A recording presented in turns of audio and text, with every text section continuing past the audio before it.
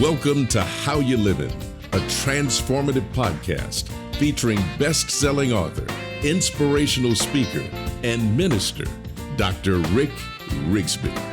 And now, Dr. Rick.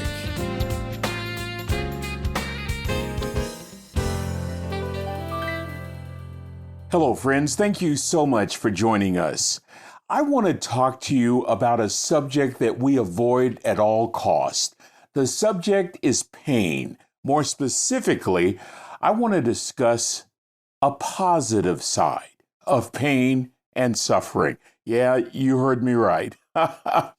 Pain is something we all deal with on one level or another, and during various stages of our lives. There's no way to get through this life without experiencing pain, without going through seasons of suffering. So, why do we try to avoid it at all costs? It's easy. We're built to survive. But what if I were to tell you we're also built to deal with pain and suffering in a positive way? I recall years ago reading about German theologian Helmut Thielicke. That theologian was privileged to visit America for an extended period of time, and at the conclusion of his visit, he was asked what his opinion was about evangelism and the state of evangelism in America. And he had some very positive things to share, but then said these words. He says, despite all the positives, Americans don't seem to have a theology for pain. I have always found that interesting, friends, that we don't have a way of really discussing our pain in a positive or functional kind of way. We don't seem to reason well when it comes to pain. We're not taught the significance of pain and suffering. Well, guess what? If you are struggling today, I hope you will find this podcast useful. Recently, my wife and I were having lunch with friends, a wonderful couple. The wife happens to be a trauma therapist.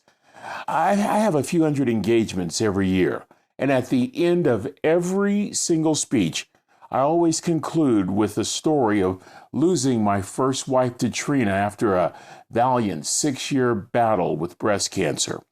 Just speaking about the process that she went through, about the impact on our family, about the horrible days and weeks and months after her passing, just speaking about it moves me, sometimes to tears, right there on the stage. So I've always been curious about one thing.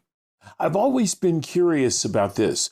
Does it harm me emotionally to constantly repeat that same story over and over and over? Does it affect me mentally in a negative kind of way? And so, since we're having lunch with the psychotherapist and her husband, I decided to ask, and her response was very insightful, and I hope that it will help somebody listening. First, the psychotherapist said we can get so caught up in the despair of grief and loss that it literally overtakes our focus to the point that we're now focusing intensely on the pain and not the recovery. I want you to listen very carefully to the words of my friend Allison Stivers, a psychotherapist whose mission is to help people figure out where they're stuck and how to get them to move forward. Allison, or Allie as she goes by, says we're designed to suffer. We're designed to go through difficult experiences, and we're also designed to recover. And despite the trauma of losing a loved one or trauma in any form, we can not only learn some valuable lessons, but we can also learn to recover. But here's the problem, according to Allie. Listen to this carefully. People get stuck in the protest of losing a loved one. The person in protest fights with the conditions of life and loss and has difficulty accepting that their beloved is no longer a physical part of their life. Now, I never thought that I protested, but apparently Allie heard enough in that lunch to realize that I was still protesting the fact that Trina, who passed away 26 years ago, is no longer a physical part of my life. Listening to me talk, Allie could tell that I was protesting. This can cause me, she said, not to fully engage in the present, to literally miss the joy of the present. It's not fair to me, as she said, and no longer was it necessary. It wasn't something that Trina was insisting on. And also, friends, it wasn't fair to my current wife, Janet. Just in those few moments while we were having lunch, Allie helped me to see how empowering it is to heal and to learn to fully live again. If we allow ourselves to emotionally and physically and spiritually heal from loss, we will start to live through wisdom, seeing the bigger picture for our lives, the bigger picture for the purpose of our lives. Allie said, my loss is part of my story. That's legitimate, but it is not my entire story. It was time for me to stop making Trina's death and our struggle my entire story. In other words, it was time for me to take a step forward. You know, I have to admit something. This is not easy to admit, but I'm hoping that somebody might be helped. I have said for 26 years that I can never completely let Trina go, that I would never completely let her go. And I have to say now that I'm realizing that not only does Trina want me to let go, but I need to let go for the sake of my mental health, for the sake of my present wife, for the sake of living this adventure. That doesn't mean I forget. That doesn't mean that I lose those cherished memories. That doesn't mean that I won't even be sad from time to time. But I need to remember, and Allie reminded me, that Trina, these were Allie's words, and they gave me comfort, that Trina is in the next room, cheering me and Janet on.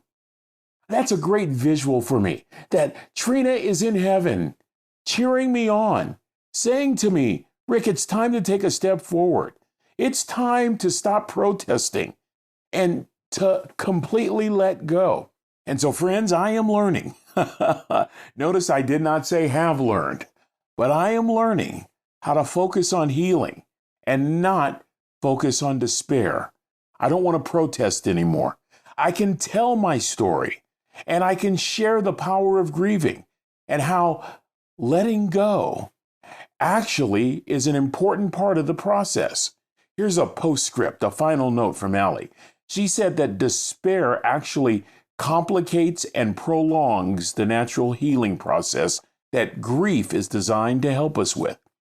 She says that grief helps us to manage the power, the emotional power, the physical power, and the experience of loss.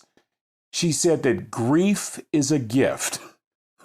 You heard me correctly. I never, ever, ever viewed grief as a gift, but it's time to move forward. Allie says that grief is a gift. It's spiritual, that grief helps us to heal. On the other hand, despair does not allow us to use the gift of grief to heal. Despair is a refusal to grieve and a refusal to heal.